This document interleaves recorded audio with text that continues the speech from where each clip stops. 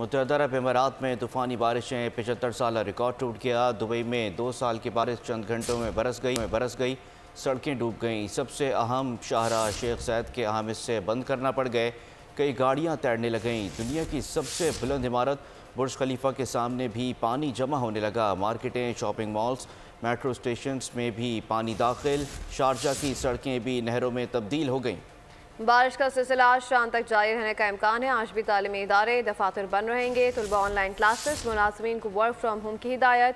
शदीद बारिश के बायस दुबई और शारजा से पाकिस्तान की 43 परवाज़ें मनसूख, मुतादिद ताख़ीर का शिकार।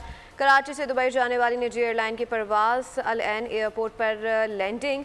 अमला 150 मुसाफिरों को बेयारो मददगार छोड़कर गायब। मुसाफिरों को टिकट रिफंड करने की हिदायत। मुतबादिल परवाज़ों के बारे में एयरलाइन अमला कुछ भी बताने से कासिर। मुसाफिर एयरपोर्ट पर महसूर। ओमान में भी सैलाबी सूरत हाल। मुख्तलिफ हादसात में 18 अमवात, 18 इलाकों में रेस्क्यू ऑपरेशन जारी। सब्सक्राइब करें और बेल दबाएं ताकि कोई खबर रह न जाए।